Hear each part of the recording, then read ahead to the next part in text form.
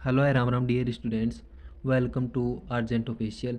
मैं सौरभ गिराटी आपके सामने healthy and sustainable food choice की थ्योरी क्लास लेके आ रहा हूँ। इसमें अपन यूनिट 1 को स्टार्ट करेंगे। यूनिट 1 का पहला टॉपिक देखते हैं अपन, स्वस्थ और अस्वस्थ खाद्य पदार्थों की पहचान और खाद्य पर्यावरण की समझ। इस टॉपिक को दो मुख्य भागों में बांटा गया है। एक तो स्वस्थ और अस्वस्थ खाद्य पदार्थों की पहचान, दूसरा खाद्य पर्यावरण की समझ। इसमें पहला टॉपिक देखते हैं अपन, स्वस्थ और अस्वस्थ खाद्य पदार्थों की पहचान। हर दिन हम अलग अलग तरह के भोजन का सेवन करते हैं, लेकिन सभी भोजन शरीर के लिए फायदेमंद नहीं होते। भोजन को दो प्रमुख श्रेणियों में बांटा जा सकता है। पहला स्वस्थ खाद्य पदार्थ, दूसरा अस्वस्थ खाद्य पदार्थ। स्वस्थ खाद्य पदार्थ, स्वस्थ खाद्य पदार्थ वे होते हैं जो पोषक तत्वों से भरपूर होते हैं और शरीर के लिए सही विकास में मदद करते हैं। ये खाद्य पदार्थ रोगों से बचाव करने और इम्यूनिटी पावर यानी रोग प्रतिरोधक क्षमता को बढ़ाने में सहायक होते हैं।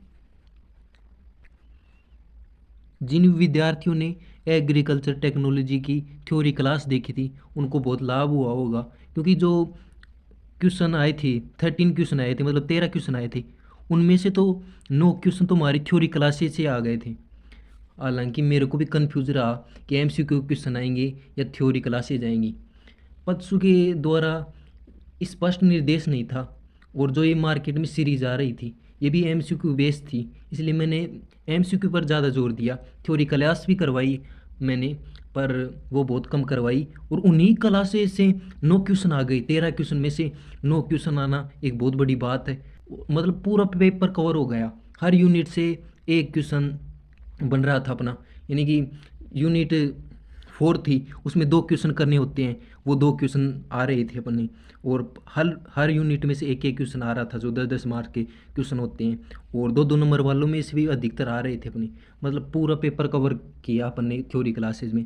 अब इसमें और भी जोर देंगे अपन हेल्थी सस्टेनेबल फूड चॉइस में। अब स्वस्थ खाद्य पदार्थों के उदाहरण देख लेते हैं।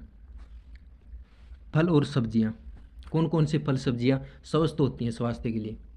एक तो सेब, केला, गाजर, पालक और टमाटर। साबुत अनाज, गेहूँ, जौ, बाजरा, ब्राउन राइस और ओट्स। प्रोटीन युक्त भोजन जैसे दालें, अंडे, मछली, चिकन, सोयाबीन, पनीर। डेयरी उत्पाद जैसे दूध, दही, छाछ, पनीर। स्वस्थ वसा जैसे बादाम, अखरोट, अलसी के बीज, जैतून का तेल। अस्वस्थ खाद्य पदार्थ, अस्वस्थ खाद्य पदार्थ वे होते हैं जो उच्च मात्रा में वसा, चीनी, नमक या कृत्रिम पदार्थों से बने होते हैं। ये भोजन स्वादिष्ट होते हैं लेकिन शरीर के लिए हानिकारक होते हैं, और मोटापा, मधुमेह, डायबिटीज, हाई ब्लड प्रेशर जैसी बीमारियों का कारण बन सकता है। अस्वस्थ खाद्य पदार्थों के उदाहरण, पहला है प्रोसेस्ड और जंक फूड जैसे चिप्स, बर्गर, पिज्ज़ा और समोसा। मिठाइयाँ, मीठे पेय पदार्थ जैसे कोल्ड ड्रिंक्स, पैकेट वाले juice, chocolate, cake. Deep fried food यानी कि तले हुए खाद्य पदार्थ जैसे पकौड़ी, कचौरी, फ्रेंच फ्राइज। अधिक नमक वाले खाद्य पदार्थ जैसे नमकीन, चटपटे स्नैक्स, इंस्टेंट नूडल्स। पैकेट बंद फूड जैसे कि केक, कुकीज, डिब्बा बंद खाद्य पदार्थ जिनमें केमिकल्स होते हैं।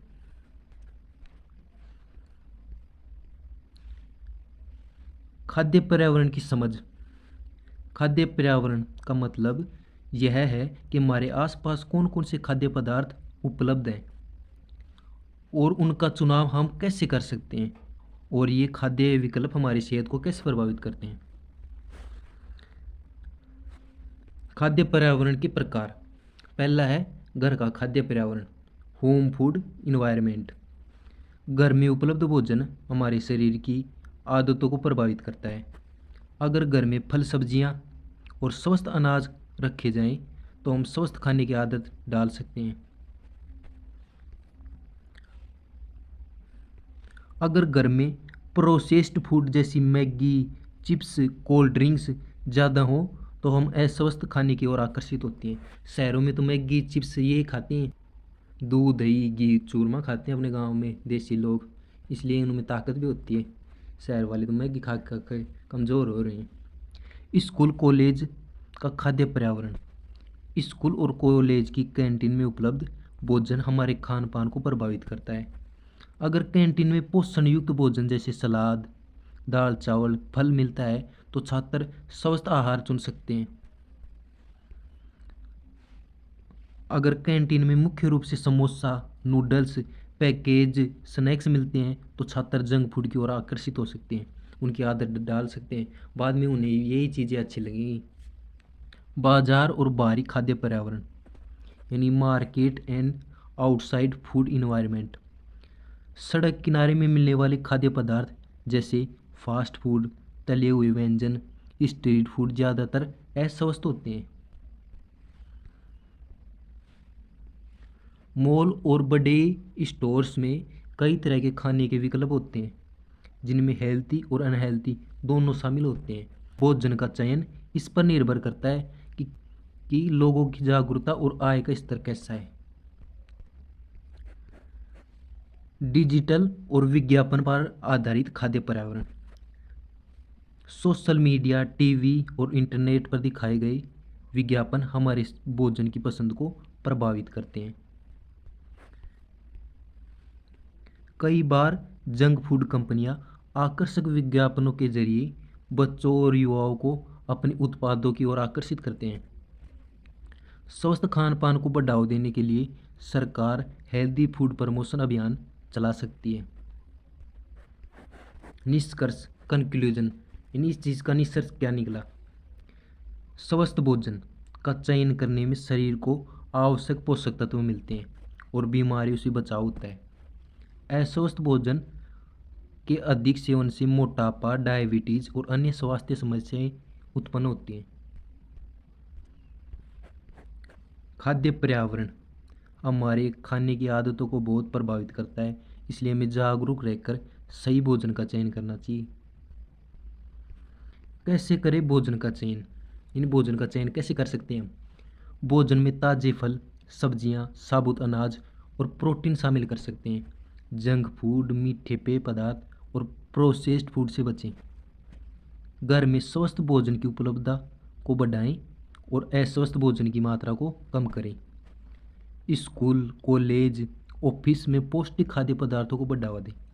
अब जो रेडी वाले होते हैं स्कूल के सामने, कॉलेज के सामने, ऑफिस के सामने वाले, अपन क्या करते हैं, उनके पास जंक फूड खाते हैं, इसलिए वो भी बेचारे जंक फूड को ही बढ़ावा दे रहे हैं।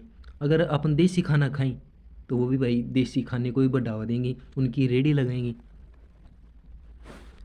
सोशल मीडिया और विज्ञापनों के प्रभाव से बचकर सही भोजन का चयन करें। सोशल मीडिया के विज्ञापनों में ना आए आप। यह टॉपिक हमें सिखाता है कि कैसे सही खाद्य पदार्थों की पहचान करके और आसपास के खाद्य पर्यावरण को समझकर हम स्वस्थ जीवन शैली को अपना सकते हैं। अब यूनिट 1 का अगला टॉपिक देखते हैं। दूसरा टॉपिक, खाद्य लेबल और पोषक तत्वों की प्रोफाइलिंग मॉडल द्वारा खाद्य पदार्थों का वर्गीकरण, यानी HFSS, high fat, sugar and salt foods. इस टॉपिक को हम दो प्रमुख विषयों में समझेंगे। पहले है खाद्य लेबल क्या होते हैं और इन्हें पढ़ना क्यों ज़रूरी होता है।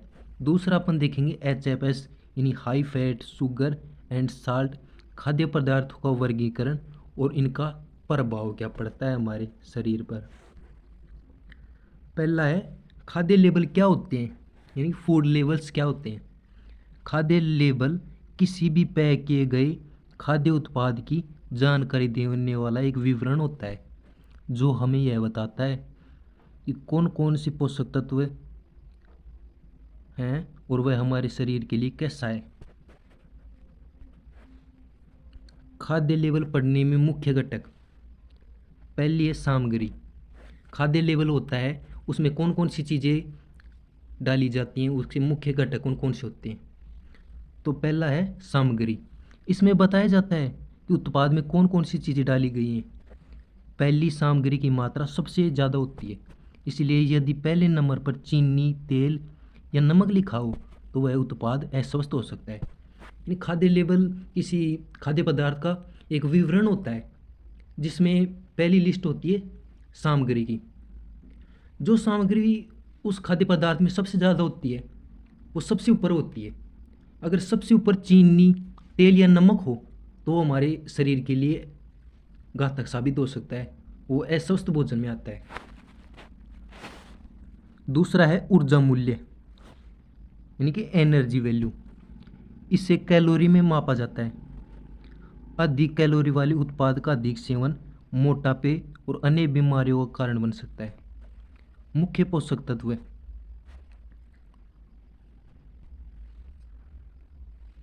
कार्बोहाइड्रेट शरीर को ऊर्जा प्रदान करते हैं। यानी पूछ ले आपको कार्बोहाइड्रेट क्या प्रदान करता है, तो शरीर को ऊर्जा प्रदान करता है। ऐसे आप बता सकते हैं प्रोटीन।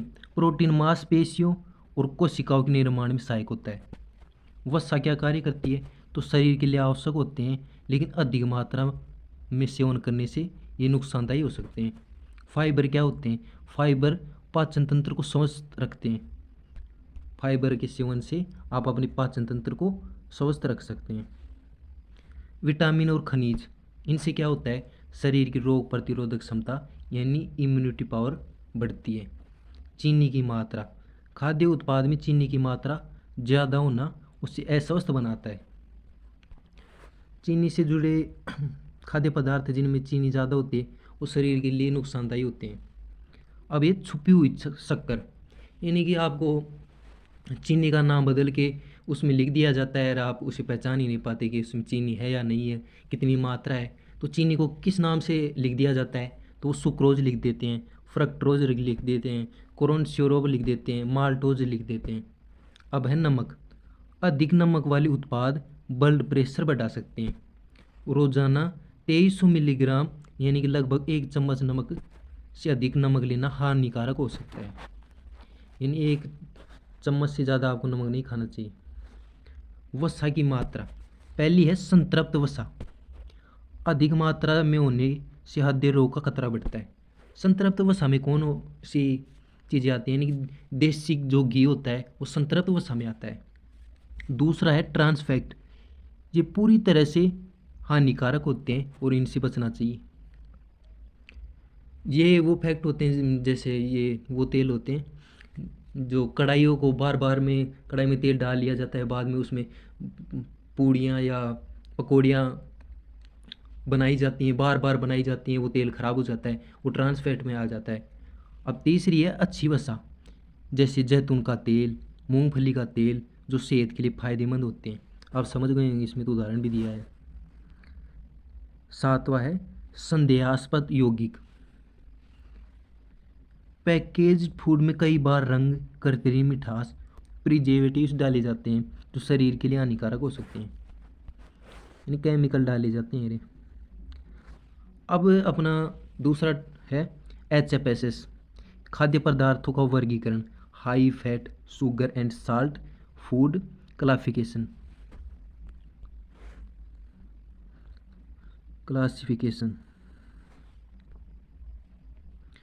HFSS खाद्य पदार्थ वे होते हैं जिनमें वसा, चीनी और नमक अत्यधिक मात्रा में होते हैं। ये खाद्य पदार्थ आमतौर पर स्वादिष्ट होते हैं लेकिन शरीर के लिए हानिकारक होते हैं। HFSS खाद्य पदार्थों के उदाहरण, इसमें होता है पहला junk food, burger, pizza, French fries. दूसरा आता है मिठाई और चॉकलेट, इसका उदाहरण है केक, कुकीज़, आइसक्रीम और कैंडी। तीसरा है शीतल पेय, जिसमें कोल्ड ड्रिंक्स, पैकेट वाले जूस आते हैं। चौथा है तले हुए खाद्य पदार्थ, जिसमें समोसे, पकौड़ी, चिप्स आते हैं।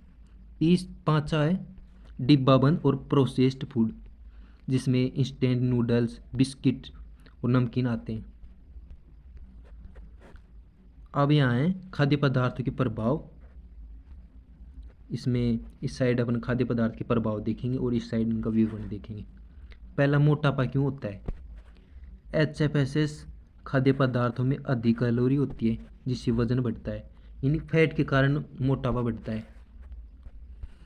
मधुमेह, अधिक चीनी युक्त भोजन यानी टाइप 2 डायबिटीज का कारण बन सकता है।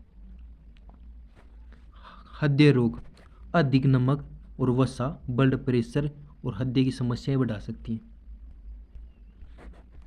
पाचन संबंधी समस्याएं, प्रोसेस्ड फूड में फाइबर कम होते हैं जिससे कब्ज जैसी समस्याएं होती हैं।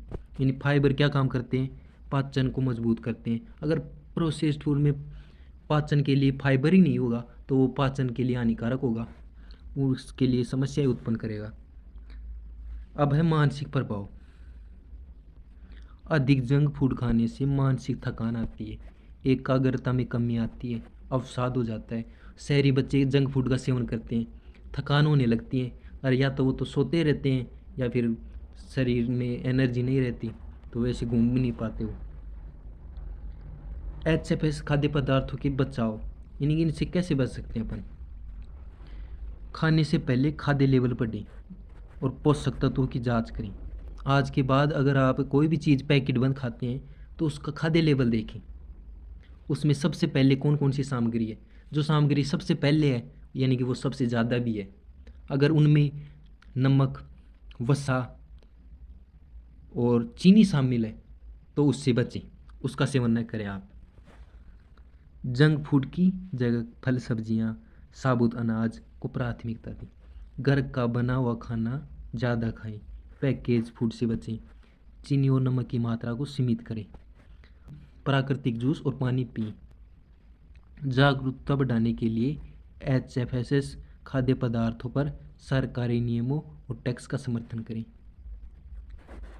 निष्कर्ष, कंक्लूजन, खाद्य लेवल पढ़ना बहुत ज़रूरी है ताकि हम जान सकें कि हम क्या खा रहे हैं। HFS खाद्य पदार्थों का अधिक सेवन स्वास्थ्य के लिए हानिकारक हो सकता है। स्वस्थ आहार चुनने से हम मोटापा, डायबिटीज़ और हृदय रोगों से बच सकते हैं।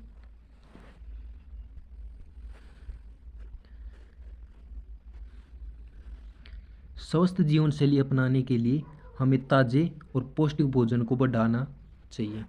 सही भोजन चुनें, स्वस्थ जीवन जिएं। आमतौर पर उपभोग किए जाने वाले खाद्य पदार्थों की पोषण प्रोफाइलिंग। अगला टॉपिक स्टार्ट हो जाता है यहीं से। इस टॉपिक में हम समझेंगे कि जो खाद्य पदार्थ हम रोजाना खाते हैं उनकी पोषण संरचना क्या होती है। यह हमें यह जानने में मदद करता है कि कौन से खाद्य पदार्थ हमारे स्वास्थ्य के लिए फायदेमंद होते हैं और कौन से हमें सीमित मात्रा में खाने चाहिए। पोषण प्रोफाइलिंग क्या होती है। पोषण प्रोफाइलिंग एक वैज्ञानिक प्रक्रिया है जिसके तहत खाद्य पदार्थों का वर्गीकरण उनके पोषक तत्वों की गुणवत्ता और मात्रा के आधार पर किया जाता है। इसके मुख्य उद्देश्य क्या हैं। यह पहचानना कि कौन से खाद्य पदार्थ स्वस्थ हैं और कौन से अस्वस्थ हैं, आहार संतुलन बनाए रखना और सही खाद्य विकल्पों का चयन करना, पोषण संबंधी नीतियाँ और खाद्य सुरक्षा मानकों को निर्धारित करना। आमतौर पर उपभोग किए जाने वाले खाद्य पदार्थ और उनकी पोषण संरचना देखेंगे अपन। हमारे दैनिक आहार में कई तरह के खाद्य पदार्थ शामिल होते हैं। इन्हें पोषण संरचना के आधार पर विभिन्न श्रेणियों में बांटा जा सकता है। पहला होता है अनाज और अनाज से बने उत्पाद। इसमें अपन अनाज और अनाज से बने उत्पाद देखेंगे। एक साइड तो अपन खाद्य पदार्थ को रखेंगे, दूसरा उसमें मौजूद पोषक तत्वों को देखेंगे, तीसरा उससे स्वास्थ्य पर क्या प्रभाव पड़ता है इसको देखेंगे। पहला है गेहूँ या वीट।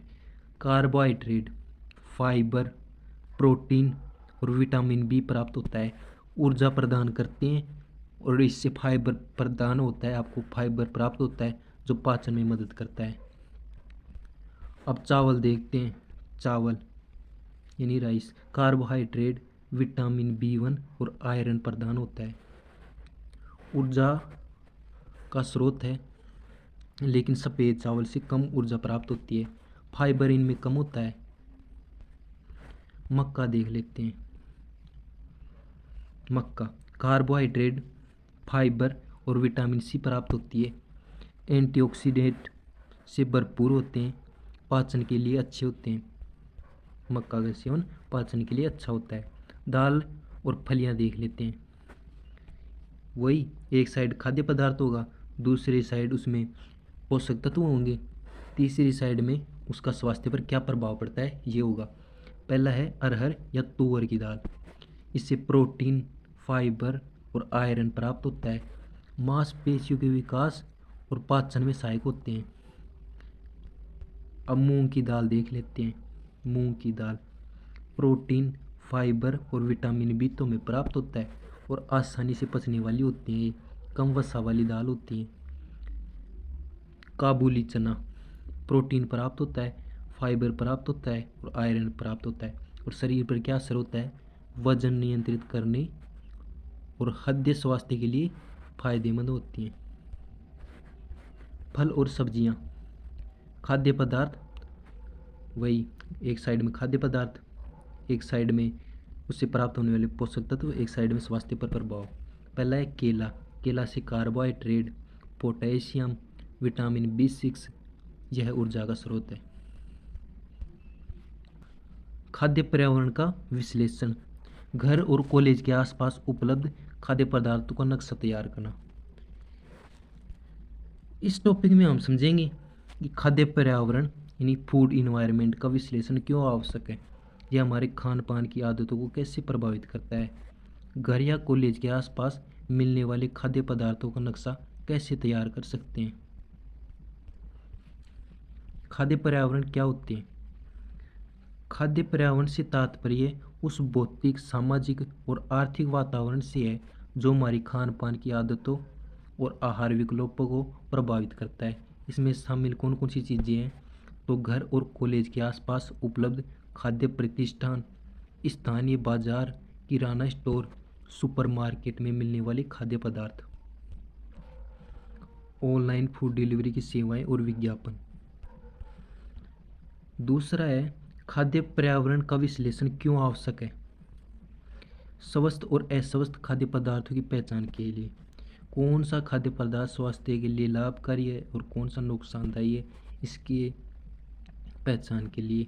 पोषण संबंधी जागरूकता बढ़ाने के लिए भोजन के पोषक मूल्य को समझकर सही विकल्प चुनने में मदद करता है।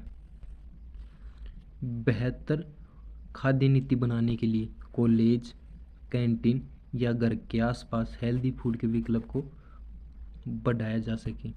स्वस्थ जीवन शैली अपनाने के लिए पौष्टिक भोजन को प्राथमिकता देने से बीमारियों से बचाव होता है। खाद्य पर्यावरण का नक्शा तैयार करना।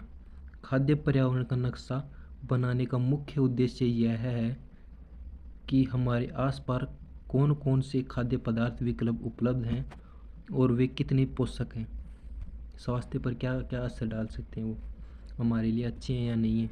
खाद्य पर्यावरण का नक्शा कैसे तैयार करें?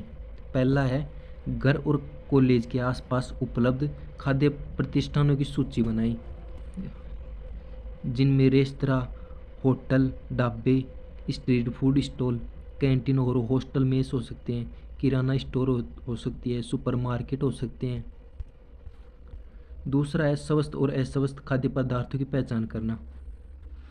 कौन से प्रतिष्ठान, उन जगह जो अपन ने चयन किया था, ढाबे, मेस, ये उनमें कौन कौन से प्रतिष्ठान पौष्टिक भोजन होते हैं, यानी कि फल, सब्जियां, दालें, हेल्थी स्नैक्स कहाँ प्रदान होते हैं। और जंक फूड यानी कि समोसे, पिज्ज़ा, बर्गर, कोल्ड ड्रिंक्स अधिक उपलब्ध हैं। यानी पहले तो अपन उन कहाँ कहाँ भोजन पदार्थ प्राप्त होते हैं उनका चयन करेंगे। दूसरा, कौन सी जगह पर स्वस्थ भोजन मिलता है और कौन से पर अस्वस्थ मिलता है, ये डिसाइड करेंगे। तीसरा क्या है, खाद्य प्रतिष्ठानों को मानचित्र पर चिन्हित करेंगे। घर और कॉलेज के चारों ओर मिलने वाली भोजन की लोकेशन को नक्शे में दर्शाएंगे। पोषण के स्तर के अनुसार उन्हें रंगों में चिन्हित करेंगे। हरा रंग स्वस्थ भोजन के लिए होगा, जिनमें फल सब्जियों की दुकान, हेल्थी स्नैक्स वाली स्टॉल होंगी। लाल रंग अस्वस्थ भोजन के लिए होगा, जिसमें fast food stall, cold drinks और जंक फूड शामिल होगा। पीला रंग संतुलित भोजन के लिए, जिसमें हेल्थी और अनहेल्थी दोनों विकल्प मौजूद होंगे। चौथा काम क्या करेंगे अपन, स्वस्थ भोजन के विकल्पों को बढ़ावा देना, यानी स्वस्थ भोजन को बढ़ावा देंगे अपन। कॉलेज कैंटीन में हेल्थी ऑप्शंस को बढ़ावा देंगे। घर में पौष्टिक आहार को प्राथमिकता देंगे। दोस्तों और सहपाठियों को हेल्थी ईटिंग के बारे में जागरूक करेंगे। आप भी जागरूक करना, उन्हें बताना क्या अच्छा है स्वास्थ्य के लिए, क्या नहीं है। चौथा है खाद्य पर्यावरण को बेहतर बनाने के उपाय। स्वस्थ भोजन के विकल्प को बढ़ाना, कॉलेज कैंटीन हेल्थी स्नैक्स में उपलब्ध कराना, फास्ट फूड की खपत को कम करना, स्ट्रीट फूड प्रोसेस्ड फूड को कम करना, स्थानीय बाजार में अधिक पोषक तत्व उपलब्ध करवाना, जैसे सब्जी मंडी में फल विक्रेता को बढ़ाना, जागरूकता अभियान चलाना, छात्रों को पोषण और स्वस्थ आहार के लिए शिक्षित करना, जो कि आप भी हो रहे हैं। इसका कंक्लूजन और निष्कर्ष क्या है? खाद्य पदार्थ का विश्लेषण करके हम यह समझ सकते हैं कि हमारे घर और कॉलेज के आसपास कौन कौन से खाद्य विकल्प मौजूद हैं। खाद्य नक्शा बनाकर स्वस्थ और अस्वस्थ भोजन के स्रोतों की पहचान की जा सकती है। स्वस्थ खाद्य पर्यावरण को बढ़ावा देने के लिए पोषण स्तर सुधर सकता है और बीमारियों से बचाव हो सकता है। स्वस्थ भोजन स्वस्थ जीवन शैली के लिए पहला कदम है। ऐसे करके दोस्त अपन ने यूनिट 1 को कंप्लीट कर लिया है। आगे पे भी अपन ऐसे ही करेंगे, यूनिट 2 और यूनिट 3 को भी कंप्लीट करेंगे। अपना ये शुरुआती वीडियो है, इसमें मैं भी झिझक के कारण सही से नहीं बोल पाता हूँ। बाकी कंटेंट में कोई भी कमी नहीं रहेगी। जो कंटेंट हमने करवा दिया उसमें अपन पूरी थ्योरी को करेंगे, यानी पूरी थ्योरी का बहुत एकदम शॉर्ट पार्ट रखते हैं अपन, जिससे न तो स्टूडेंट बोर हो और न ये नॉलेज है जो ये कंटेंट है वो कम हो उनके लिए, उन्हें परीक्षा की दृष्टि से पास करवा सकें। उसके हिसाब से हम इस कोर्स और पीपीटी को डिज़ाइन करते हैं। धन्यवाद।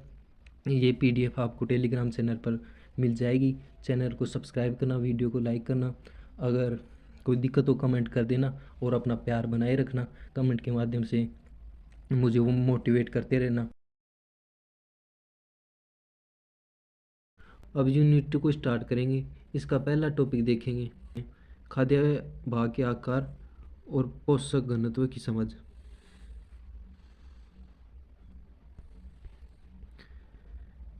इस टॉपिक में हम समझेंगे कि खाद्य भाग क्या होते हैं, इसका हमारे स्वास्थ्य पर क्या प्रभाव पड़ता है और पोषक घनत्व का भोजन की गुणवत्ता पर क्या संबंध है। मैंने हर चीज़ को अच्छे से लिखा है, कंटेंट की भाषा सरल की है ताकि आप समझ सके, जो नॉर्मल स्टूडेंट है वो भी समझ सके। शुरू से बता देता हूँ। इस टॉपिक में हम क्या समझेंगे कि खाद्य भाग क्या होता है, इसका हमारे शरीर पर यानी और स्वास्थ्य पर क्या प्रभाव पड़ता है और पोषक घनत्व का भोजन की गुणवत्ता से क्या संबंध है।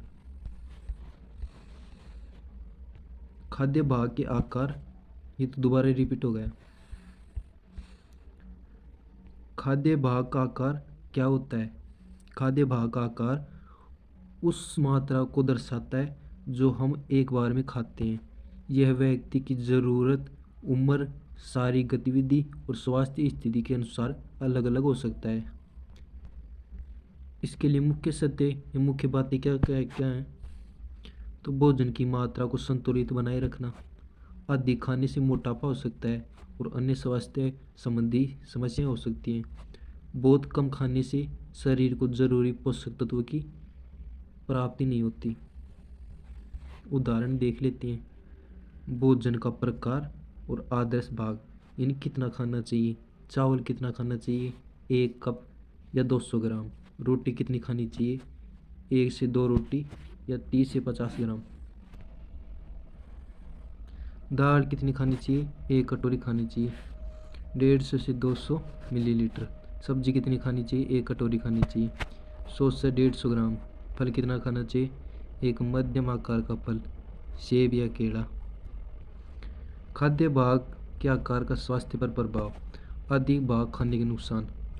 मोटापा हो सकता है, हृदय रोग हो सकता है, मधुमेह हो सकता है, अपच यानी कि पाचन में असुरक्षा या प्रॉब्लम, एसिडिटी हो सकती है।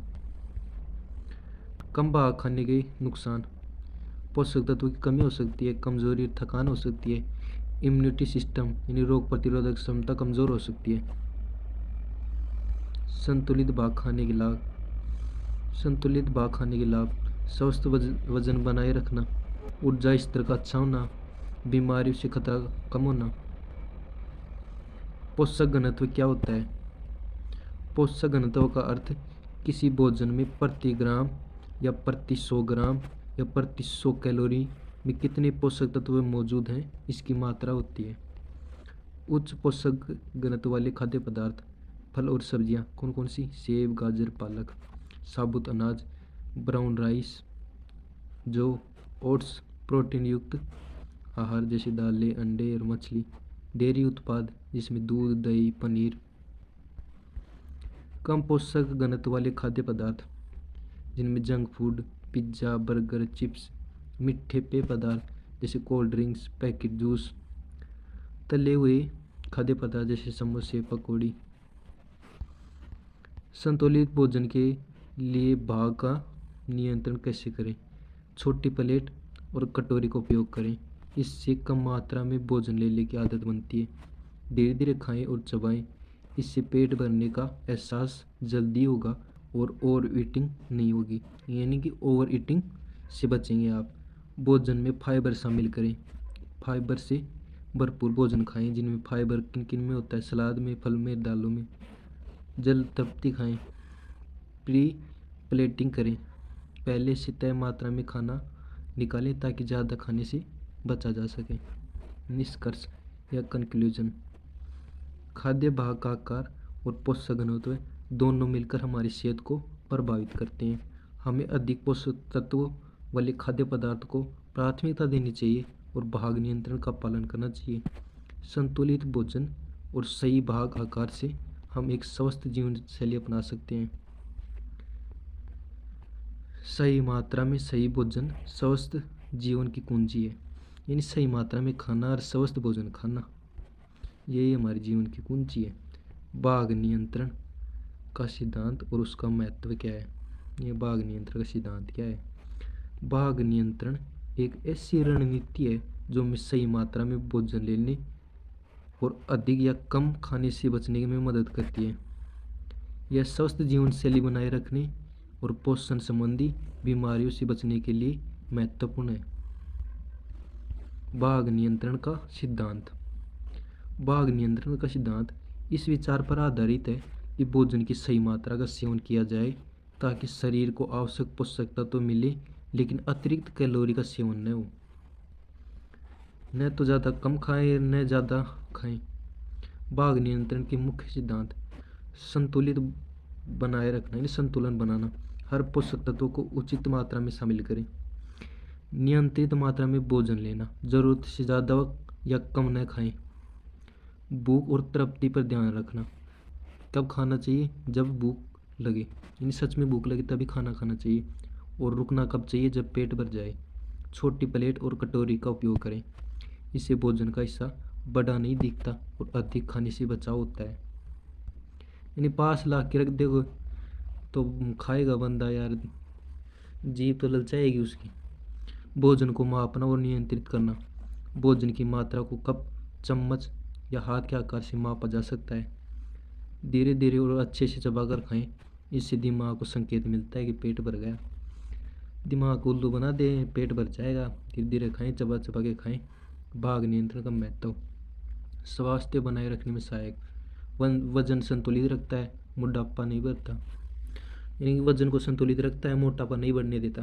पोषण संबंधी बीमारियां जैसे मधुमेह, हृदय रोग से बचाव होता है। शरीर को आवश्यक ऊर्जा मिलती है जिससे थकान और कमजोरी नहीं होती।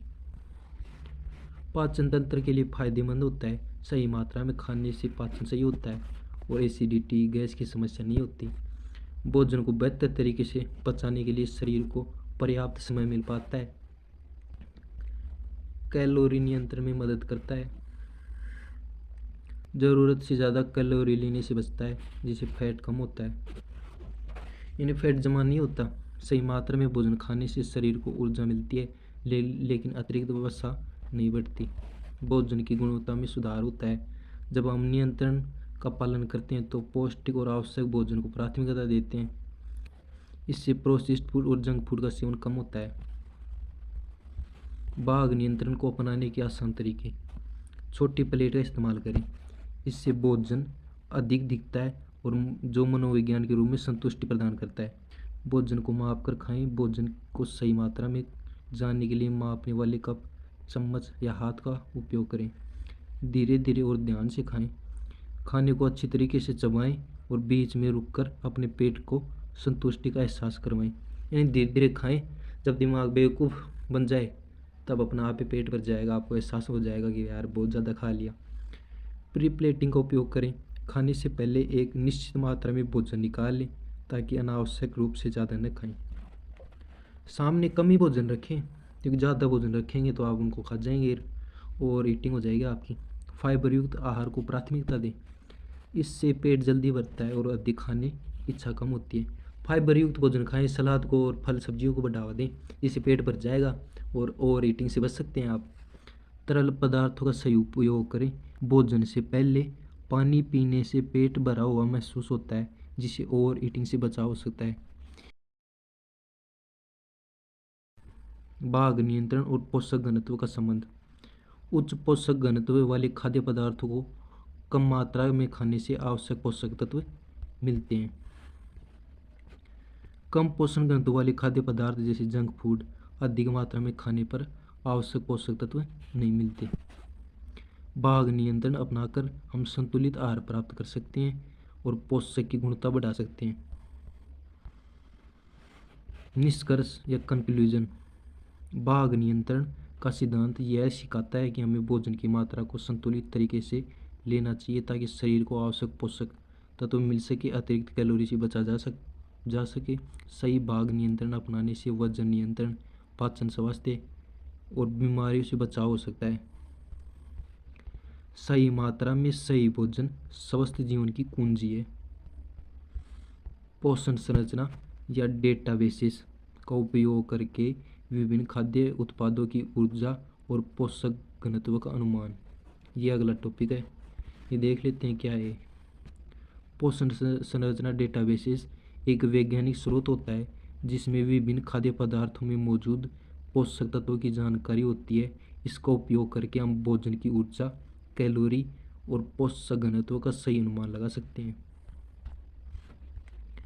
पोषण संरचना डेटाबेस क्या होता है?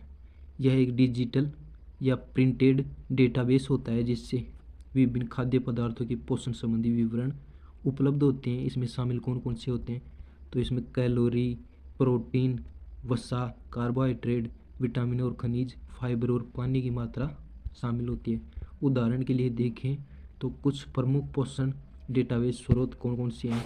तो FSSAI, इंडियन फूड कंपोजिशन, भारतीय खाद्य पदार्थों में पोषक मूल्य, ये USDA फूड डाटाबेस, अमेरिकी कृषि विभाग द्वारा विकसित data, FAO, WHO food nutrient database, वैश्विक पोषण डेटाबेस। खाद्य पदार्थों की ऊर्जा और पोषक घनत्व का अनुमान कैसे लगाएं? ऊर्जा का अनुमान कैसे लगाएं? सबसे पहले तो ये देख लेते हैं। खाद्य पदार्थों में ऊर्जा मुख्य रूप से कार्बोहाइड्रेट और प्रोटीन वसा से मिलती है। ऊर्जा किससे प्राप्त होती है? कार्बोहाइड्रेट से, प्रोटीन से और वसा से हमें ऊर्जा प्राप्त होती है। ऊर्जा की गणना का सामान्य सूत्र क्या है? तो कैलोरी है जिससे ऊर्जा प्रदर्शित की जाती है। सूत्र क्या है? कार्बोहाइड्रेट गुणा 4 प्लस प्रोटीन गुणा 4 प्लस वसा गुणा 9। खाद्य पदार्थ, इसकी मात्रा कैलोरी में प्रति 100 ग्राम है। चावल 130 kcal, गेहूँ 340 kcal, दूध 42 kcal, अंडा 155 kcal, सेब 52 kcal। कैलोरी में मात्रा है। उदाहरण, अगर हम 50 ग्राम चावल खाते हैं तो यह 130 kcal 100 ग्राम के लिए है। तो 50 ग्राम के लिए कितना होगा? तो इसका सूत्र है 130/100 गुणा 50। ये 65 KCl या 65 कैलोरी आ जाएगी। पोषक घनत्व का अनुमान। पोषक घनत्व का अर्थ होता है कि भोजन में प्रति कैलोरी कितने पोषक तत्व है, जिनमें विटामिन, खनिज, फाइबर हो सकते हैं। उच्च पोषक घनत्व वाले खाद्य पदार्थ, जिसमें हरी सब्जियां, फल, दालें, नट्स शामिल होते हैं। कम पोषक घनत्व वाले खाद्य पदार्थ, जिनमें जंक फूड, कोल्ड ड्रिंक्स, तले हुए खाद्य पदार्थ शामिल हो सकते हैं। उदाहरण के लिए खाद्य पदार्थ ब्रोकली, पोषक तत्व उच्च होते हैं जिसमें कैलोरी कम होती है, पोषक तत्व अधिक होते हैं। समोसा कम कैलोरी, अधिक पोषक तत्व कम। केला मध्यम, कार्बोहाइड्रेट और विटामिन अधिक होती हैं। जूस बिना शक्कर वाली, उच्च विटामिन सी होता है। पोषण संरचना डेटाबेस का उपयोग के फायदे। इन डेटाबेस का उपयोग के कौन कौन से फायदे होते हैं? स्वस्थ आहार की योजना बनाने में मदद मिलती है। विभिन्न खाद्य पदार्थ की तुलना करके बेहतर विकल्प चुन सकते हैं। कैलोरी और पोषक तत्वों का सही अनुमान लगाकर संतुलित आहार बनाया जा सकता है। मोटापा, मधुमेह, हृदय रोग जैसी बीमारियों को नियंत्रित करने में सहायक होते हैं। निष्कर्ष, कंक्लूजन। पोषण संरचना डेटाबेस का उपयोग करके हम विभिन्न खाद्य पदार्थों की ऊर्जा, कैलोरी, पोषक घनत्व का सटीक अनुमान लगा सकते हैं। इससे यह समझने में मदद मिलती है कि कौन सा भोजन हमारे स्वास्थ्य के लिए अधिक लाभदायक है। संतुलित आहार चुनकर हम स्वस्थ जीवन शैली अपना सकते हैं। सही जानकारी से सही भोजन चुने, स्वस्थ जीवन जिए। अपने यूनिट 1 को कंप्लीट कर लिया, 2 को कंप्लीट कर लिया, 3 और 4 यूनिट बची हैं, इनको और कंप्लीट कर लेंगे अपन। फिर इसकी एक मैराथन क्लास लेंगे। तो टेक केयर स्टूडेंट। चैनल को सब्सक्राइब कर लेना, वीडियो को लाइक करना और कमेंट कर देना प्यारा सा, जिससे मेरे को मोटिवेशन मिलेगा। और तो क्या है, धन्यवाद। भोजन की तैयारी की मूल सिद्धांत, ये अपना टॉपिक रहेगा, जिसमें स्वस्थ और पौष्टिक व्यंजनों की योजना और तैयारी को देखेंगे अपन। स्वस्थ और पौष्टिक भोजन तैयार करना एक महत्वपूर्ण कौशल है जो हमें संतुलित आहार लेने और विभिन्न पोषक तत्वों को बनाए रखने में मदद करता है। भोजन को सही योजना और तैयारी से पोषण मूल्य बढ़ता है और बीमारियों से बचाव होता है। स्वस्थ और पौष्टिक भोजन की योजना, संतुलित आहार का महत्व। बैलेंस्ड डाइट, सही आवश्यक पोषक तत्वों, कार्बोहाइड्रेट, प्रोटीन, वसा, विटामिन, खनिज, फाइबर की मौजूदगी शरीर को ऊर्जा, पोषण प्रदान करते हैं, रोगों से लड़ने की क्षमता, इम्यूनिटी पावर को बढ़ाते हैं, पाचन तंत्र को स्वस्थ रखते हैं। भोजन की योजना के सिद्धांत, भोजन में विविधता, विभिन्न प्रकार के खाद्य पदार्थों को शामिल करें। पोषण घनत्व, अधिक पोषक तत्व वाले खाद्य को प्राथमिकता दें। संयम, अधिक कैलोरी और फैट वाले खाद्य पदार्थों से बचें। स्वच्छता, भोजन की तैयारी में स्वच्छता बनाए रखें। संतुलित भोजन के लिए खाद्य समूह का समावेश। खाद्य समूह एक साइड में उनका उदाहरण है, एक साइड में उनकी भूमिका है। ऊर्जा देने वाले खाद्य पदार्थ कौन कौन से हैं? चावल, रोटी, आलू ऊर्जा प्रदान करते हैं। शरीर बनाने वाले खाद्य पदार्थ, दाल, दूध, अंडा और मछली मांसपेशियों को विकास करते हैं। सुरक्षा प्रदान करने वाले खाद्य पदार्थ कौन कौन से हैं? फल, सब्जियां और नट्स रोग प्रतिरोधक क्षमता बढ़ाते हैं। पौष्टिक व्यंजनों की तैयारी, भोजन तैयार करने के स्वस्थ तरीके। स्टीमिंग, पोषक तत्व बनाए रखने के लिए सबसे अच्छा तरीका होता है। उदाहरण, इडली, सब्जियां। उबालना, तेल के उपयोग के बिना भोजन पकाना। उदाहरण, दाल और सूप। भुना हुआ, कस तेल का उपयोग करके खाना पकाना। उदाहरण, भुने चने, मूंगफली। सोते, हल्का तलकर पकाना जिससे पोषण बना रहता है। उदाहरण, वेजिटेबल स्टिर फ्राई। बेकिंग, कम वसा वाला हेल्थी तरीका। उदाहरण, मल्टीग्रेन ब्रेड। अस्वस्थ खाना पकाने के तरीके जिनसे बचना चाहिए। पहला है डीप फ्राई, अधिक तेल से वजन और कोलेस्ट्रॉल बढ़ता है। अत्यधिक मसाले और नमक उच्च रक्तचाप और पाचन की समस्याएं हो सकती हैं। अत्यधिक चीनी मधुमेह और मोटापा हो सकता है। खाद्य पदार्थ में पोषक तत्व बनाए रखने की टिप्स। कम तापमान पे पकाएं। अधिक गर्मी पोषक तत्वों को नष्ट कर देती है। अधिक पानी में उबालने से बच्चे विटामिन पानी में घुल सकते हैं। फ्रेश और मौसमी सब्जियों का उपयोग करें, इससे अधिक पोषक तत्व प्राप्त होते हैं। बिना छिले फल सब्जियां खाएं, छिलके में फाइबर और विटामिन हो सकते हैं। इनकी सब्जियों को धोएं, उन्हें कम पानी में उबालें, उन्हें कम आंच दें, उन्हें कम गर्म करें। पौष्टिक व्यंजन। नाश्ते के लिए हेल्दी व्यंजन। नाश्ते के लिए हेल्दी व्यंजन ओट्स और मेवे की खिचड़ी, स्प्राउट, सलाद, वेजिटेबल उपमा। दोपहर के भोजन के लिए हेल्दी व्यंजन मल्टीग्रेन रोटी, दाल सब्जियां हो जाएं, ब्राउन राइस, दही, सलाद, मूंग दाल चिला, पुदीना की चटनी हो जाए। मतलब जीभ ललचा गई होगी जिन्हें भूख लग रही है उनको, है ना। खाना खा लो अभी।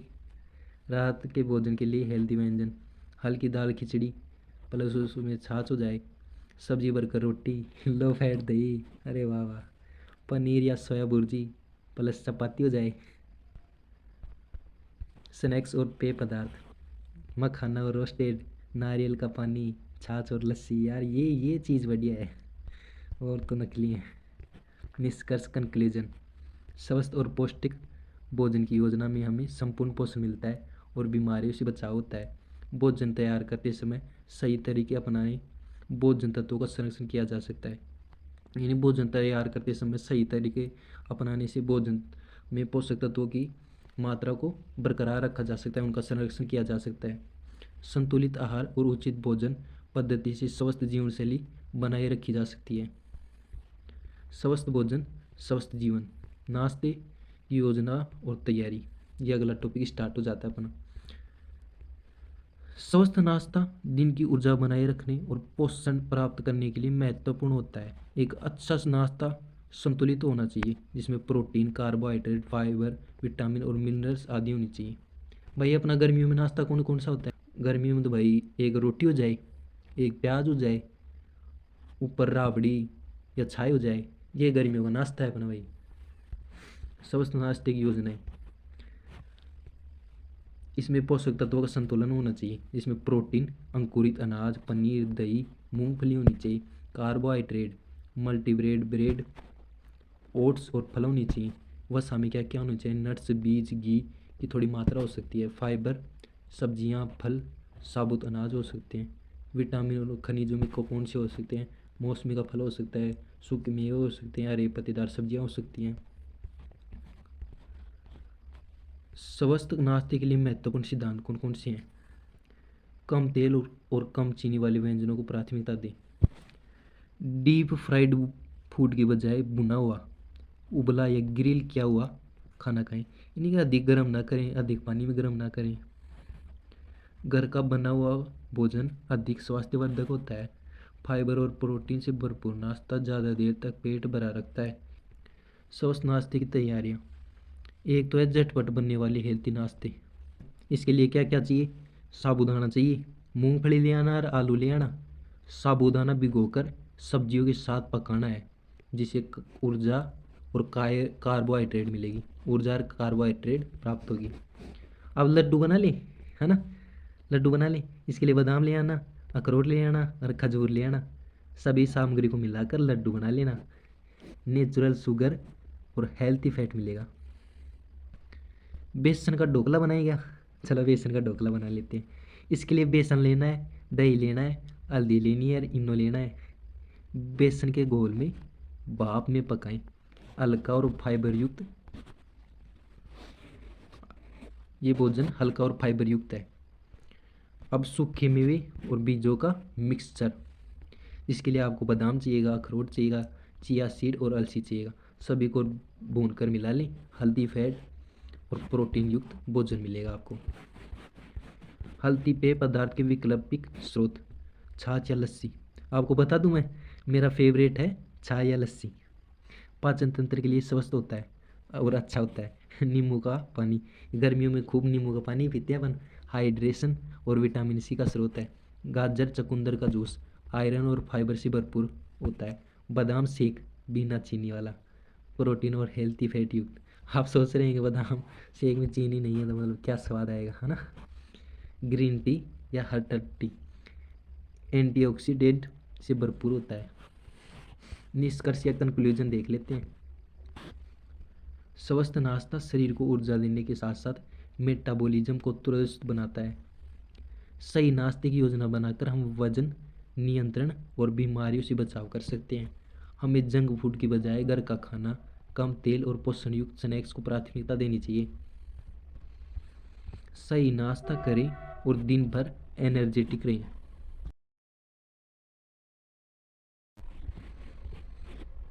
सूप और सलाद की योजना और उनकी तैयारी। अब सूप और सलाद बनाना है, ध्यान दे लेना, दिक्कत हो जाएगी फिर मेरे को मत कहना। सूप और सलाद में अगर दिक्कत हो गई तो हो ही गई, फिर ये सुधरते भी नहीं है ना। सूप और सलाद बनाना सीख लो अब। सूप और सलाद सेहतमंद भोजन के लिए ज़रूरी होते हैं। ये न केवल हल्के और सुपाच्य होते हैं बल्कि पोषक तत्वों से भरपूर होते हैं। सही सामग्री का उपयोग करके स्वादिष्ट और पौष्टिक सूप सलाद तैयार कर सकते हैं। सूप की तैयार की योजनाएं। अब इन पहले तो इनके लाभ देख लेते हैं। सूप के पोषण संबंधी लाभ। हल्का और पचने में आसान होता है। विटामिन मिनरल एंटीऑक्सीडेंट से भरपूर होता है। इम्यूनिटी पावर को बढ़ाता है। शरीर को हाइड्रेट रखने में मददगार होता है। वजन घटाने और पेट भरा रखने का अच्छा विकल्प है। हेल्थी सूप के प्रकार, उनकी तैयारियाँ। अब टमाटर सूप बना ले, है ना। एक साइड में सूप का नाम, एक साइड में उसमें सामग्री, एक साइड में विधि और एक साइड में फायदे। अब टमाटर का सूप बनाएंगे अपन। इसलिए इसके लिए आपको क्या क्या चाहिएगा, टमाटर चाहिएगा, अदरक, लहसुन का, काली मिर्च, है ना। टमाटर को उबालकर प्यूरी बनाकर पकाएं। विटामिन सी और एंटीऑक्सीडेंट से भरपूर। Mix vegetable soup. गाजर, गोभी, बोन्स और अदरक सब्जियों को उबालकर ब्लेंड करें। फाइबर और मिनरल्स युक्त होता है। पालक का सूप तो बहुत खाते हैं ना। पालक चाहिएगा, लहसुन चाहिएगा, क्रीम चाहिएगा, नमक चाहिएगा। पालक को उबालकर ब्लेंड करें और पकाएं। आयरन से भरपूर होता है। पालक में आयरन की मात्रा होती है बहुत ज़्यादा। अब मूंग की दाल का सूप बना लें। मूंग की दाल चाहिएगी, हल्दी चाहिएगी, हरी मिर्च चाहिएगी। दाल को उबालकर मसालों के साथ पकाएं। प्रोटीन युक्त है। Sweet corn soup. Sweet corn चाहिएगा, अदरक चाहिएगी, काली मिर्च चाहिएगी। कॉर्न को उबालकर हल्का गड्ढा करें। हल्का और स्वादिष्ट होता है। चिकन सूप, अरे अरे अपन से तो नहीं होगा भाई। बोनलेस और चिकन चाहिएगा, लहसुन चाहिएगा, अदरक चाहिएगा। चिकन को उबालकर सूप बना लेना भाई। हार्ड प्रोटीन और इम्यूनिटी बूस्टर। सलाद की योजनाएं और तैयारी। सलाद के पोषण संबंधी लाभ। विटामिन और मिनरल से भरपूर होता है। पाचन तंत्र को दुरुस्त रखता है। वजन को कम करने में सहायक होता है। त्वचा को स्वस्थ बनाए रखता है। रोग प्रतिरोधक क्षमता बढ़ाए रखता है। सलाद का नाम, सामग्री और तैयार करने की विधि और फायदे देखेंगे। अब ग्रीन सलाद बनाना है, इसके लिए खीरा चाहिएगा, टमाटर चाहिएगा, पत्ता गोभी चाहिएगी, नींबू चाहिएगा। सब्जियों को काट कर नींबू डाल लें और खा लें भाई, विटामिन से भरपूर है। अब बनाएंगे स्प्राउट सलाद। इसके लिए क्या क्या चाहिएगा आपको देखना। अंकुरित मूंग चाहिएगा, चना चाहिएगा, प्याज चाहिएगा, नींबू। सबको मिलाकर मसाले डालें और आनंद ले लें। हाई प्रोटीन और फाइबर युक्त। अब बनाएंगे फ्रूट सलाद। सेब, केला, अनार, संतरा चाहिएगा। कट्टे फल में शहद डालें और खा लें। विटामिन और एंटीऑक्सीडेंट से भरपूर होता है। राजमा सलाद। उबला राजमा ले लें, प्याज ले लें, टमाटर ले लें, सभी को मिलाकर हल्का मसाला डाल लें और खा लें भाई। आयरन और प्रोटीन से युक्त है। ग्रीन सलाद। आपको ये कंफ्यूज हो रहा होगा यार क्या आ रहा है, इसके लिए आप पहले तो क्लास को अच्छे से समझ लें, बाद में इसकी पीडीएफ उपलब्ध करा दूंगा, आप अच्छे से उनको देख लेना। ग्रीक सलाद। पनीर चाहिएगा, खीरा चाहिएगा, टमाटर चाहिएगा, जैतून चाहिएगा। जैतून के तेल और मसालों के साथ मिलाएं। जैतून के तेल और मसालों के साथ मिलाएं। हेल्दी फैट और प्रोटीन से भरपूर होता है। चिकन सलाद।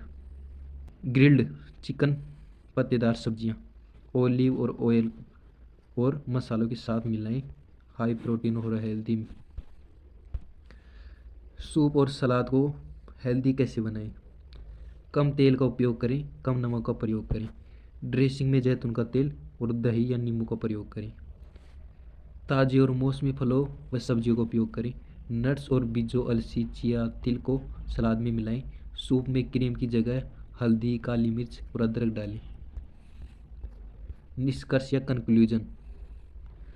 सूप और सलाद हल्के, स्वादिष्ट, पोषक तत्वों से भरपूर होते हैं। सही सामग्री और विधि से इन्हें अधिक पौष्टिक और हेल्दी बनाया जा सकता है। सूप और सलाद को रोजाना शामिल करने से स्वस्थ और जीवन शैली बनाए रखने में मदद मिलती है। यानी कि सूप और सलाद को रोजाना भोजन में शामिल करने से स्वस्थ जीवन शैली बनाए रखने में मदद मिलती है। स्वस्थ खाओ, तंदुरुस्त रहो।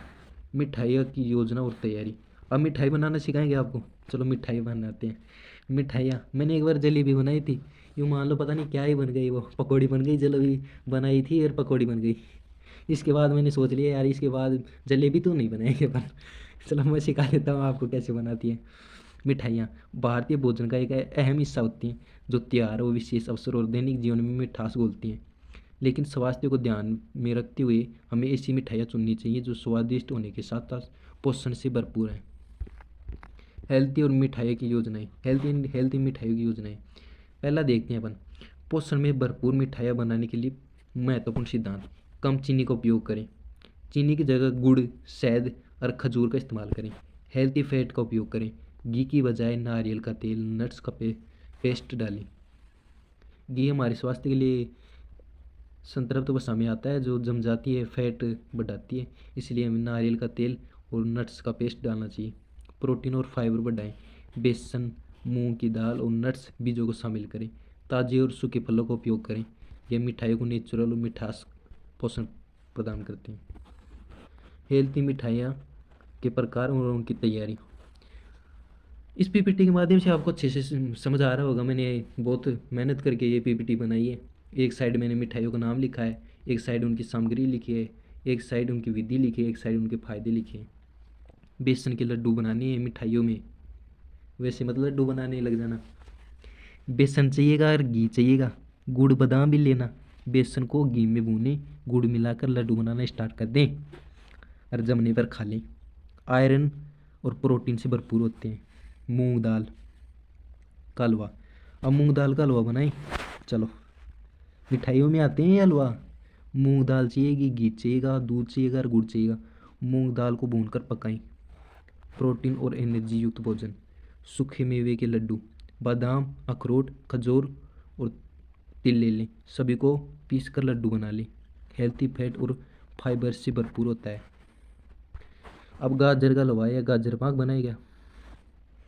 गाजर का हलवा क्या क्या चाहिएगा? गाजर, दूध, गुड़, इलायची। गाजर को धीमी आंच में पर दूध में पकाएं, पानी में मत पकाने लगे जाना, सब्जी बन जाएगी वो। विटामिन ए और आयरन से युक्त होते हैं। खजूर और गुड़ की बर्फी। चीनी मत मिलाना, गुड़ मिलाना। खजूर, गुड़, नारियल और काजू सभी को मिलाकर सेट करें। प्राकृतिक मिठास और ऊर्जा से भरपूर। मखाना की खीर बनाएगा। खाइए कभी मखाना की खीर? आज खाना। मखाना ले लेना, दूध ले लेना और गुड़ ले लेना और इलायची ले लेना। मखाने को दूध में पकाना है। अरे यार, मखाने को दूध में पकाना है। कैल्शियम और फाइबर से युक्त होता है। रागी मालपुआ। इसको वैसे कर लेता हूँ वरना दिक्कत आएगी। रागी मालपुआ। रागी आटा लेना है, गुड़ लेना है और दूध लेना है। गोल बनाकर तवे पर सेकें। आयरन और कैल्शियम से युक्त होता है। ओट्स का तिल की बर्फ़ी, यानी ओट्स के तिल की बर्फ़ी देखेंगे। इसके लिए आपको ओट्स चाहिएगा, तिल चाहिएगा, गुड़ चाहिएगा। सभी को मिलाकर सेट करें। फाइबर और ओमेगा 3 फैटी एसिड से भरपूर होते हैं।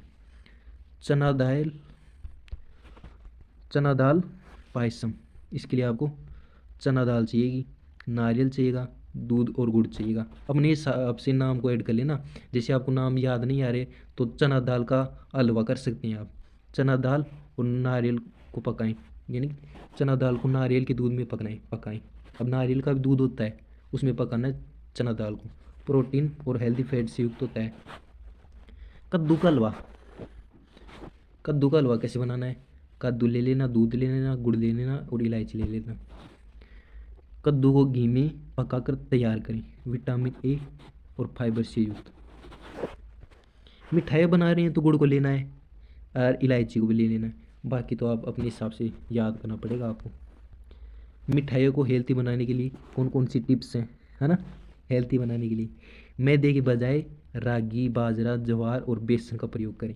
मतलब बाजरे का तो कौन ही उपयोग करेगा, अरे क्या करो, बहुत अच्छी मिठाई बनती है। चलो, चीनी के बजाय तली हुई मिठाई, देखो हाँ, तली हुई मिठाइयों की जगह भुनी हुई या उबली हुई मिठाइयाँ खाएं। चीनी के बजाय गुड़ या शहद, खजूर जैसी प्राकृतिक मिठास का उपयोग करें। मिठाइयों में नट्स और बीज मिलाएं ताकि हेल्थी फैट और प्रोटीन प्राप्त हो सके। कम घी या नारियल तेल का प्रयोग करें ताकि मिठाइयाँ ज़्यादा भारी न हो, यानी फैट की मात्रा अधिक ना हो। निष्कर्ष या कंक्लूजन, मिठाइयाँ स्वादिष्ट होने के साथ साथ पोषण में भरपूर भी हो सकती हैं अगर इन्हें सही तरीके से बनाया जाए। घर पर बनी हेल्थी मिठाइयाँ अत्यधिक चीनी और प्रोसेस्ड सामग्री से बचने में मदद करती हैं। सही सामग्री और सही विधि का उपयोग करके हम स्वस्थ और सेहत दोनों पर ध्यान दे सकते हैं। मीठा खाओ लेकिन हेल्थी तरीके से, ये एक लाइन आपको बहुत समझा सकती। भोजन संयोजन, फूड कॉम्बिनेशन। भोजन संयोजन का अर्थ है कि किन किन खाद्य पदार्थों को एक साथ खाना चाहिए और किन्हें नहीं, ताकि पाचन सही और पोषक तत्वों का अधिकतम लाभ मिले। सही भोजन संयोजन से पाचन क्रिया सुचारू होती है, ऊर्जा स्तर बना रहता है और शरीर स्वस्थ बनाए रहता है। भोजन संयोजन का महत्व है,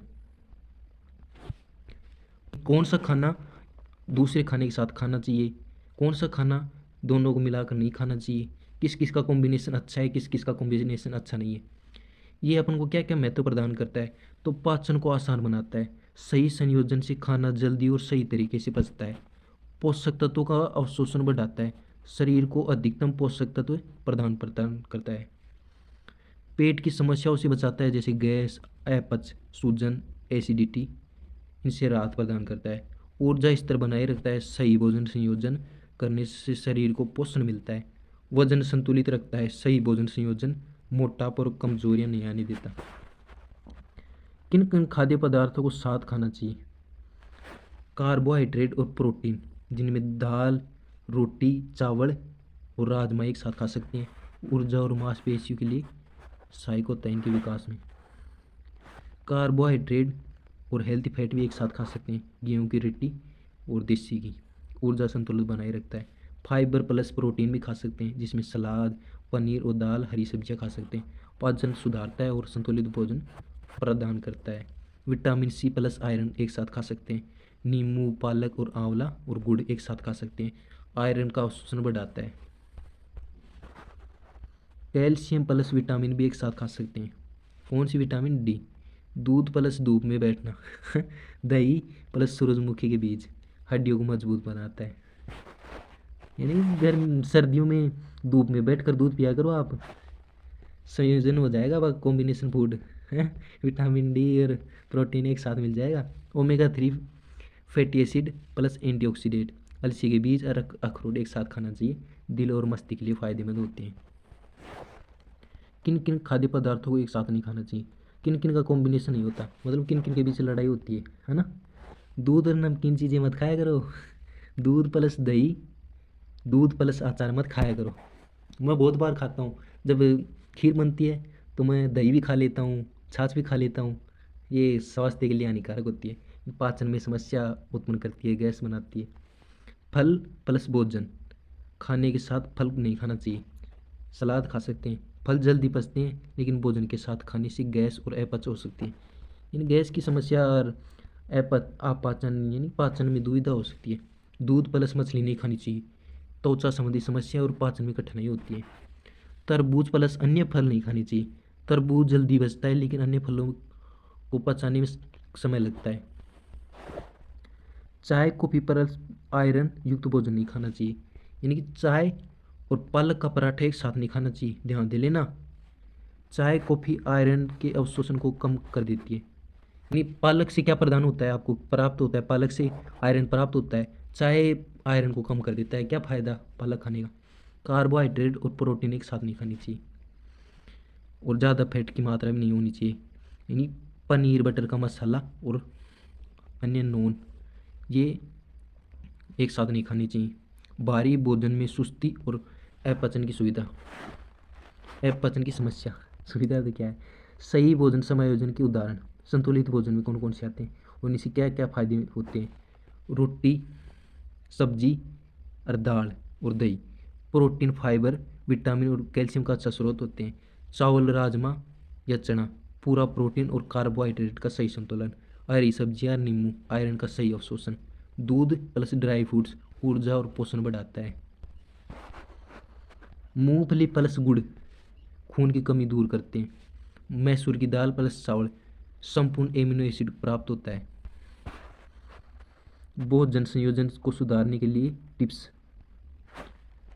भोजन के साथ कच्चे सलाद, हरी सब्जियां शामिल करें। भोजन के तुरंत बाद फल न खाएं, बल्कि खाने के 1 घंटा पहले या बाद में खाएं। भारी भोजन करने से बचें, हल्का और सुपाच्य भोजन करें। पानी भोजन के दौरान कम पिएं, वरना पाचन रस का पतला हो सकता है, यानी पाचन रस पतला हो सकता है पानी पीने से। ताज़ा और घर का भोजन खाएं, प्रोसेस्ड फूड से बचें। निष्कर्ष या कंक्लूजन, सही भोजन संयोजन से शरीर को पूरा पोषण मिलता है, पाचन दुरुस्त रहता है। गलत भोजन संयोजन से गैस, अपच, एसिडिटी और पोषक तत्वों की कमी हो सकती है। संतुलित भोजन संयोजन अपनाकर हम अपने स्वास्थ्य को बेहतर कर सकते हैं। सही भोजन संयोजन अपनाएं, स्वस्थ जीवन जिएं। देखिए स्टूडेंट, अपन ने यूनिट 1, यूनिट 2 और यूनिट 3 को कंप्लीट कर लिया है। अपनी एक यूनिट 4 बची है, उसको भी जल्दी कंप्लीट कर लेंगे। इन क्लासेज की पीडीएफ आपको उपलब्ध करा दी जाएगी। टेलीग्राम चैनल ज्वाइन कर लेना, वहाँ पर आपको पीडीएफ मिल जाएगी। अगर कोई मिस्टेक हो तो कमेंट के माध्यम से बताना, हम उसमें सुधार करेंगे। अपना शुरुआती समय है, ये झिझक कर बीच में अटक अटक के बोलना आप समझ सकते हैं। शुरुआत में ये समस्याएं हो सकती हैं। बाकी कंटेंट में आपको कोई दिक्कत नहीं आएगी। ये जो मेरा मेथड है उसमें दिक्कत आ सकती है। कंटेंट आपको उपलब्ध करवाया जाएगा फ्री ऑफ कॉस्ट, और धीरे धीरे प्रैक्टिस से हम भी परफेक्ट हो जाएंगे, ऐसी बात थोड़ी ना है। अपना प्यार बनाए रखना। अब यूनिट 4 स्टार्ट करेंगे। सबसे पहले तो अपन यूनिट 4 में क्या क्या टॉपिक है ये देख लेते हैं। इसमें 2 टॉपिक हैं। पहला टॉपिक है पौष्टिक खाद्य स्रोत की पहचान, जो पर्यावरण पर कम प्रभाव डालते हैं, आज ये देखेंगे अपन। दूसरा टॉपिक है इसमें खाद्य आपूर्ति श्रृंखला और कार्बन फुटप्रिंटिंग को समझने के लिए एक अध्ययन, ये अगले वीडियो में देखेंगे। चलो पहला टॉपिक देख लेते हैं, पौष्टिक खाद्य स्रोतों की पहचान जो पर्यावरण पर कम से कम प्रभाव डालते हैं, यानी कि जो खाद्य पदार्थ पौष्टिक भी हैं और पर्यावरण पर कम से कम प्रभाव डालते हैं, उन खाद्य पदार्थों को देखेंगे अपन। हमारे द्वारा चुने गए खाद्य पदार्थ न केवल हमारे स्वास्थ्य बल्कि पर्यावरण पर भी गहरा प्रभाव डालते हैं। कुछ खाद्य स्रोत का उत्पादन प्राकृतिक संसाधनों का अत्यधिक दोहन से होता है, जिसमें जल, मिट्टी, वायु प्रदूषण बढ़ता है। इसलिए हमें ऐसे पौष्टिक खाद्य पदार्थों का चयन करना चाहिए जो न केवल हमारे शरीर के लिए लाभकारी हो बल्कि पर्यावरण को भी कम से कम नुकसान पहुंचाएं। इसमें पहला है पर्यावरण अनुकूल और पौष्टिक खाद्य स्रोत। जो खाद्य स्रोत पर्यावरण के अनुकूल हैं, यानी इको फ्रेंडली हैं। निम्नलिखित खाद्य स्रोत पोषण से भरपूर होते हैं और इनके उत्पादन में पर्यावरण पर कम प्रभाव पड़ता है। पहले होते हैं इसमें स्थानीय, मौसमी और खाद्य पदार्थ। मौसमी फल और सब्जियां, इनका उत्पादन प्राकृतिक रूप से होता है, जिससे अतिरिक्त, ये वो वाला मौसमी नहीं है, ये मौसम वाला मौसमी है ना, ये ध्यान रखना आप।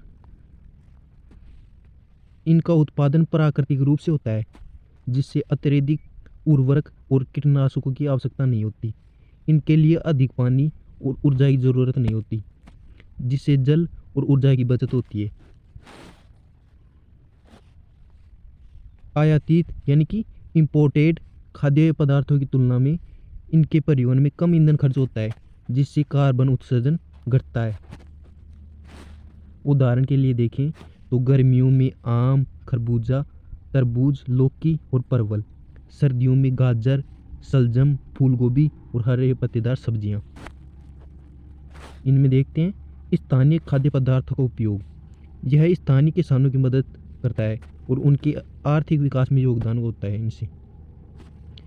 स्थानीय उत्पादन स्थानीय उत्पाद ताजे होते हैं और इनमें पोषण तत्व अधिक मात्रा में होते हैं। उदाहरण देखें तो राजस्थान में बाजरा और जौ, दक्षिण भारत में रागी और सांबर, उत्तर भारत में सरसों का साग और मक्के की रोटी।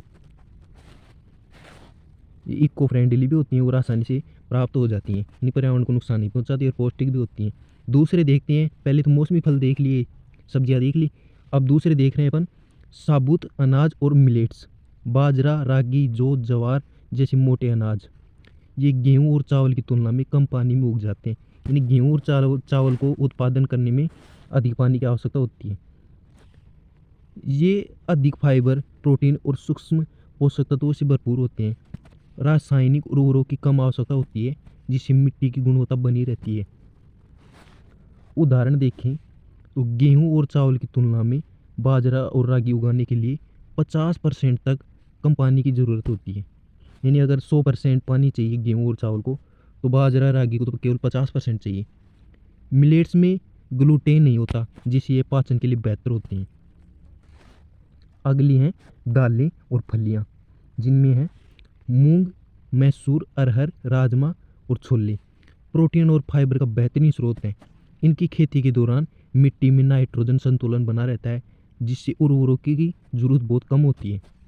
मांस उत्पादन की तुलना में इनका कार्बन फुटप्रिंट बहुत कम होता है। कार्बन फुटप्रिंट क्या होता है यह आगे बताएंगे, आपको आएगा। 1 किलो चावल उगाने के लिए 2500 लीटर पानी की आवश्यकता होती है, जबकि 1 किलो दाल उगाने के लिए 1250 लीटर पानी की आवश्यकता होती है। जैविक खाद्य पदार्थ आते हैं अब अगले। कीटनाशकों और रसायनों के बिना उगाए गए खाद्य पदार्थ होते हैं जैविक पदार्थ। जैविक खेती से रसायनों का उपयोग नहीं होता, जिससे जल स्रोत और मिट्टी सुरक्षित रहती हैं। इनकी पौष्टिकता प्रारंभिक खाद्य पदार्थों से अधिक होती है। उदाहरण के लिए जैविक फल और सब्जियां, जैविक दूध और दही। अब अगले हैं टिकाऊ रूप से प्राप्त मछलियां और समुद्री भोजन। अत्यधिक मछली पकड़ने से समुद्री पारिस्थितिकी तंत्र को नुकसान होता है। स्थायी मत्स्य पालन और जलीय कृषि को अपनाने से समुद्री जीवन की रक्षा की जा सकती है। यानी समुद्री मछलियों को पकड़ने के बजाय स्थानीय मछली पालन किया जाना चाहिए। उदाहरण के लिए स्थायी जल स्रोतों से प्राप्त मछलियाँ, जलीय कृषि में उगाई गई मछलियाँ जैसे तिलापिया और कैटफिश। अगले होते हैं शैवाल और वैकल्पिक प्रोटीन स्रोत। सूक्ष्म शैवाल जैसे स्पाइरुलिना कम पानी और भूमि की आवश्यकता होती है। इसमें अत्यधिक प्रोटीन युक्त होते हैं। यह पर्यावरण के लिए पूरी तरह टिकाऊ भोजन माना जाता है। कीट आधारित प्रोटीन। कुछ देशों में खाने योग्य कीड़े जैसे टिड्डे और रेशम कीट प्रोटीन के टिकाऊ स्रोत होते हैं। विदेशों में देखा होगा आपने, कीड़े बहुत खाते हैं। इनमें उच्च मात्रा में प्रोटीन और स्वस्थ वसा पाई जाती है। अब है दूसरा है पर्यावरण अनुकूल भोजन अपनाने के फायदे। पहले में देख लिया कौन कौन से पर्यावरण अनुकूल भोजन है, अब उनके फायदे देखेंगे अपन। प्राकृतिक संसाधन की बचत, कम पानी और कम ऊर्जा की खपत होती है। मिट्टी और जल की गुणवत्ता बनी रहती है। जैविक खेती से मिट्टी की उपजाऊ शक्ति बनी रहती है। कार्बन उत्सर्जन कम होता है। स्थानीय और मौसमी खाद्य पदार्थों के सेवन से परिवहन में कम ईंधन खर्च होता है। पर्यावरण संरक्षण में योगदान, अधिक टिकाऊ खाद्य वैकल्पिक माने जाते हैं। जैव विविधता बनी रहती है।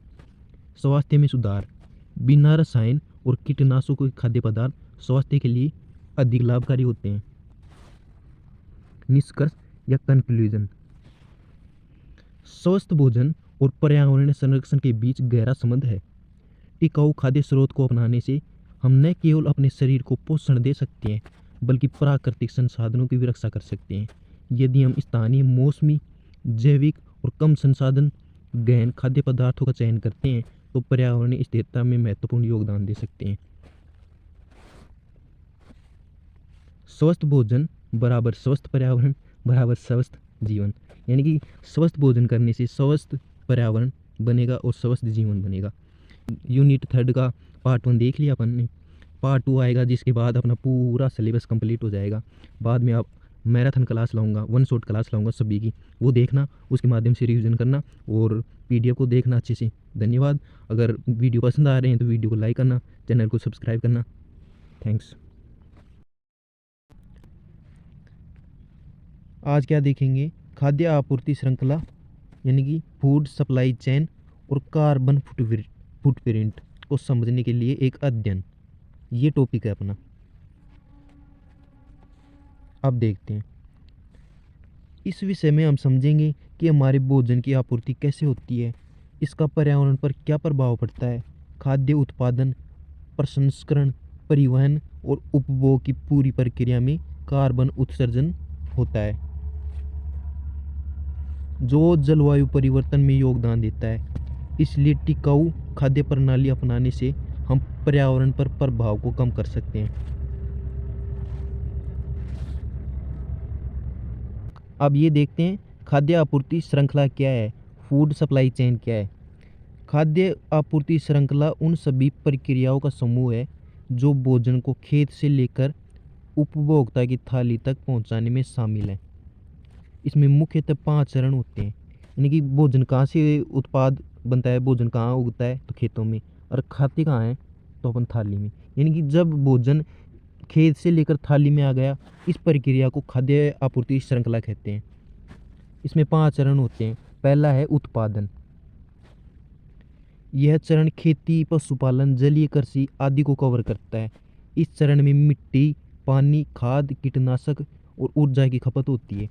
अत्यधिक कीटनाशकों और उर्वरकों के प्रयोग से पर्यावरण को नुकसान होता है। उदाहरण देखें तो चावल और गेहूं की खेती के लिए बहुत ज़्यादा पानी चाहिए होता है, उर्वरकों की आवश्यकता भी अधिक होती है। जैविक खेती में पर्यावरण अनुकूल तरीके अपनाए जाते हैं जिससे मिट्टी और जल सुरक्षित रहते हैं। प्रसंस्करण दूसरा टॉपिक है उसका, खाद्य चयन का।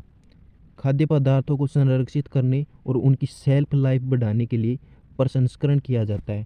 इस प्रक्रिया में पैकेजिंग, रासायनिक संरक्षण, रेफ्रिजरेशन अन्य तरीकों का उपयोग किया जाता है। प्रसंस्कृत भोजन अधिक ऊर्जा की खपत करता है और अधिक कचरा उत्पन्न करता है। उदाहरण, ताजे फल सब्जियां बिना प्रसंस्करण के सुरक्षित होती हैं। परिरक्षित और डिब्बाबंद खाद्य पदार्थों में अधिक कार्बन फुटप्रिंट होता है। परिवहन तीसरा है परिवहन खाद्य चयन श्रृंखला का। खाद्य उत्पाद खेतों में प्रसंस्करण इकाइयां थोक बाजारों, दुकानों, अंततः उपभोक्ता तक पहुंचती हैं। परिवहन में वाहनों द्वारा जलाए गए ईंधन के कारण ग्रीन हाउस गैसें उत्सर्जित होती हैं।